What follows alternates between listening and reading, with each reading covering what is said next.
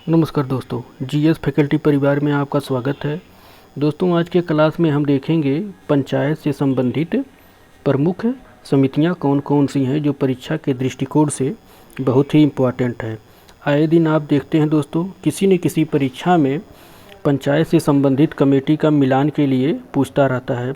अगर UP PCS का आप देख रहे हैं या आरओ का देख रहे हैं तो उसमें आप लोग देखेंगे कि पंचायत से संबंधित जो समितियां हैं उसका कब गठन किया गया था, उसके मिलान के लिए आता है। अगर वनडे एग्ज़ाम में देखेंगे तो एक ही पूछ देता है कि बलवंत राय मेहता समिति का संबंध किससे है। तो मतलब किसी न किसी तरीके से पूछ देता है, घुमाकर पंचायत से संबंधित समितियां पूछा जाता है और बहुत ही इम्पोर्टेंट है। आइए पहले देखते हैं पहली समिति कौन है पंचायत से संबंधित। तो आइए देखते हैं पहली संबंधित है दोस्तों, पहली कमेटी है बलवंत राय मेहता समिति। दोस्तों, बलवंत राय मेहता समिति का गठन कब किया गया था? 1957 में बलवंत राय मेहता समिति का गठन किया गया था। दोस्तों, इसका उद्देश्य दो था। ग्रामोद्धार समिति, ये ग्रामोद्धार मतलब ग्राम को उद्धार करने के लिए इसका गठन किया गया था। दोस्तों, एक त्रिस्तरीय पंचायती राज व्यवस्था का सुझाव दिया। बलवंत राय मेहता समिति ने त्रिस्तरीय पंचायती राज व्यवस्था का सुझाव दिया था कि पंचायतों में 3 स्तरीय पंचायतें का गठन किया जाए। इस तरह से इसे लोकतांत्रिक विकेंद्रीकरण का व्यवस्था कहा जाता है। दोस्तों, यही जिसे लोकतांत्रिक विकेंद्रीकरण की व्यवस्था कहाँ से प्रावधान किया गया, किस समिति में प्रावधान यह झलकता है? बलवंत राय मेहता समिति से झलकता है लोकतांत्रिक विकेंद्रीकरण की व्यवस्था। दोस्तों, त्रिस्तरीय व्यवस्था की जो इन्होंने प्रावधान बताया उसमें बताया कि पहला जो होगा उसमें होगा ग्राम स्तर पर ग्राम पंचायत होगा, और दोस्तों दूसरा होगा प्रखंड स्तर पर पंचायत समिति, और तीसरा होगा दोस्तों जिला स्तर पर जिला परिषद का गठन करने का सुझाव बलवंत राय मेहता समिति ने 1957 में दिया। तो दोस्तों, इस तरीके से आप लोग देखिए कि बलवंत राय मेहता समिति का गठन कब हुआ था दोस्तों? 1957 में, जो ग्रामोद्धार से समिति संबंधित थी। इन्होंने त्रिस्तरीय पंचायती राज व्यवस्था का सुझाव दिया और जिसे लोकतांत्रिक विकेंद्रीकरण की व्यवस्था कहा गया।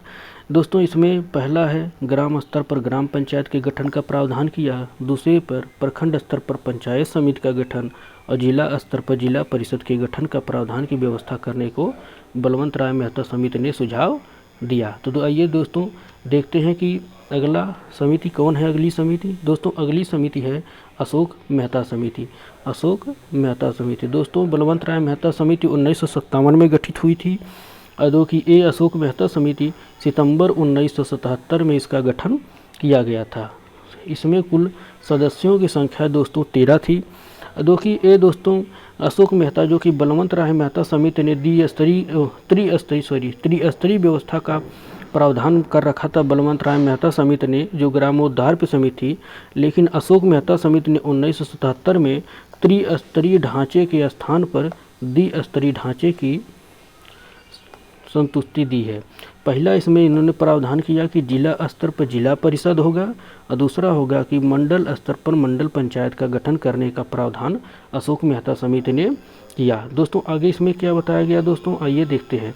मंडल पंचायत में कम से कम दोस्तों जो मंडल पंचायत का इन्होंने गठन करने का प्रावधान बताया अशोक मेहता ने, कहा कि मंडल पंचायत में कम से कम 15 से 20 हज़ार जनसंख्या, कितना 15 से 20 हज़ार जनसंख्या और 10 से 15 गांव सम्मिलित किए जाने थे।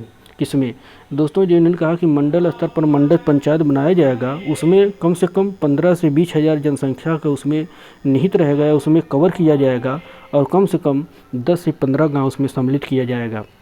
यदि 10 ही गांव से 15-20 हज़ार जनसंख्या हो जाती है तो दोस्तों 10 गांव लिया जाएगा, लेकिन 15 गांव से ऊपर नहीं होगा। तो इस तरीके से दोस्तों अशोक मेहता समिति ने अपना समिति में संतुष्टि दी या सुझाव दिया। तो आइए देखते हैं अगली समिति कौन है।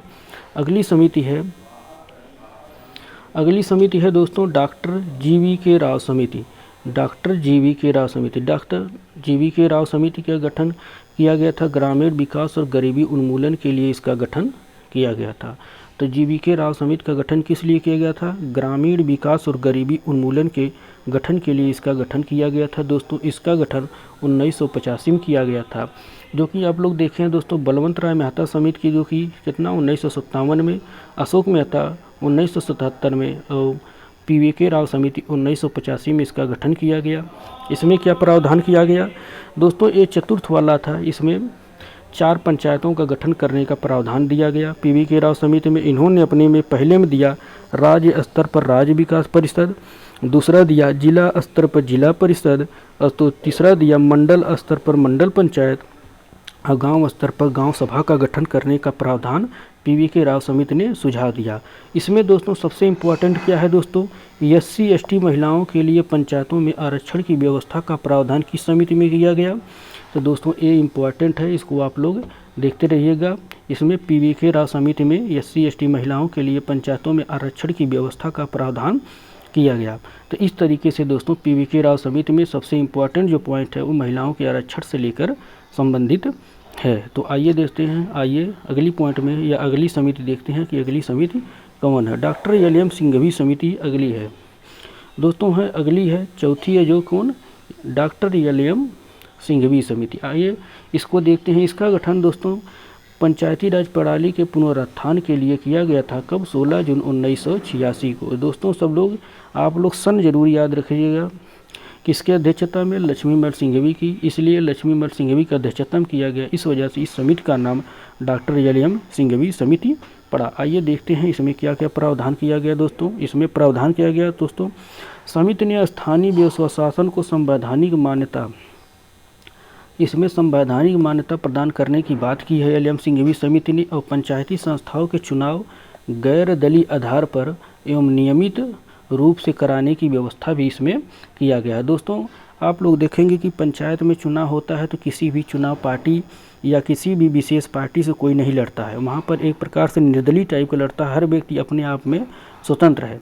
तो इस वजह से LM सिंघवी समिति ने यही कहा कि पंचायत में यदि चुनाव होगा तो गैर दलीय आधार पर होगा और वो नियमित रूप से कराने का प्रावधान दिया गया था। आइए अगले पॉइंट इसमें क्या है दोस्तों, बताया सिंघवी जी ने, न्याय पंचायत एवं ग्राम पंचायत न्यायालयों की व्यवस्था कराने दोस्तों, और इन्होंने कहा कि ग्राम पंचायतों में न्याय पंचायत एवं ग्राम पंचायत की व्यवस्था किया जाएगा तथा एवं पंचायतों को आर्थिक रूप से आत्मनिर्भर बनाने के लिए वित्तीय संसाधन उपलब्ध कराने की भी सिफारिश की। तो LM सिंघवी समिति दोस्तों देखेंगे कि सिंघवी समिति की वर्तमान में आप लोग देखेंगे कि ग्राम में या अपने अपने गांव में देखेंगे इनकी प्रासंगिकता वर्तमान में भी ये भी बरकरार है, क्योंकि वहाँ पर एक संवैधानिक मान्यता देने की उन्होंने व्यवस्था की और गैर दलीय के आधार पर अभी भी कोई चुनाव लड़ा जाता है और नियमित रूप से 5-5 साल में चुनाव होता रहता है। और आप लोग देखेंगे कि वहाँ न्याय कहीं कहीं आप लोग देखेंगे किसी ग्राम पंचायत में न्याय पंचायत भी बना है और ग्राम न्यायालय की व्यवस्था भी की गई है और आर्थिक रूप से उसे आत्मनिर्भर बनाने के लिए भी वित्तीय संसाधन की कराने की सिफारिश किया गया है। आत्मनिर्भर बनाने के लिए जैसे कोई टैक्स लगाना हो गया या कुछ लगाना हो गया, क्योंकि अभी ग्राम पंचायतों में कोई प्रधान टैक्स नहीं लगाता फ़िलहाल, लेकिन उसमें प्रावधान किया गया है। आगे आने वाले समय में सरकार हो सकता है कि प्रधान को और अथॉरिटी दे दे कि आप लोग टैक्स लगा सकते हैं, जैसे चारागाह पर हो गया, खेल का मैदान हो गया, या इस तरीके से और भी ज़मीनें हैं और भी संसाधन है जहाँ से उनको आर्थिक रूप से लाभ हो सकता है। तो आइए अगली समिति देखते हैं। अगली समिति कौन है, अगली समिति है दोस्तों PVK थुंगन समिति। दोस्तों PVK थुंगन समिति का गठन 1988 में किया गया था। कब इसका गठन किया गया था, 1988 में थुंगन समिति का गठन किया गया। इसमें क्या है दोस्तों, कहा गया पंचायती राज संस्थाओं ये भी संवैधानिक दर्जा देने का बात कहे, थुंगन जी ने भी संवैधानिक दर्जा देने की भी बात कहे थे, ये भी बात की LM सिंघवी जी ने संवैधानिक दर्जा देने की बात कही थी। दोस्तों एक ही थुंगन समिति को 24 अप्रैल 1993 को 73वां संविधान संशोधन से पूरे देश में लागू किया गया है। तो इस तरीके से दोस्तों 24 अप्रैल 1993 को 73वां संविधान संशोधन पूरे देश में लागू किया गया। तो इसमें और क्या प्रावधान किया गया दोस्तों, अनुच्छेद 243 ZD, अनुच्छेद 243 ZD के अनुसार राज्य में जिला स्तर पर एक जिला योजना समिति का गठन किया जाएगा। इन्होंने एक जिला स्तर पर जिला योजना समिति के गठन का प्रावधान किया दोस्तों, किस अनुच्छेद के तहत, 243 ZD के तहत।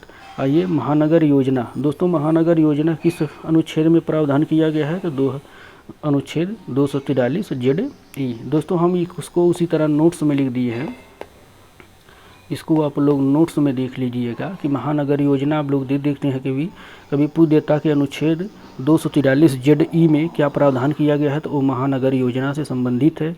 चूँकि महानगर योजना संबंधित थुंगन समिति से रिलेटेड थी, इस वजह से हमने इसको यहाँ पर प्रावधान कर रखा है। क्योंकि दोस्तों हमें देखना है कि जो परीक्षा की दृष्टि से इम्पॉर्टेंट है उसके नज़र से कोई भी अनुच्छेद छूटे ना, इस वजह से जहाँ जिसकी ज़रूरत होती है वहाँ पर उसको डाल दिया जाता है। इस वजह से इसको आप लोग याद कर लीजिएगा। पीगे थुंगन समिति 1988 में गया था दोस्तों। इस तरह से इन्होंने जिला योजना समिति का गठन करने का या जिला योजना समिति का गठन करने का प्रावधान दिया। इस तरीके से दोस्तों हमने समितियां देखी।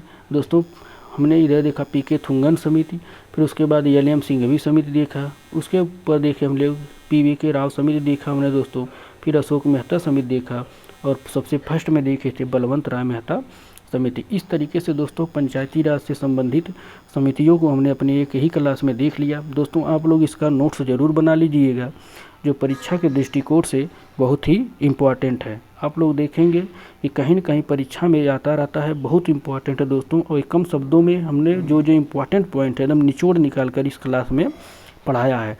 तो दोस्तों मिलते हैं एक अगली अच्छी क्लास में। लाइक और सब्सक्राइब जरूर करिएगा दोस्तों, और जल्दी से ज़्यादा आप लोग शेयर करिए वीडियो को। मिलते हैं एक अगली क्लास में। धन्यवाद दोस्तों।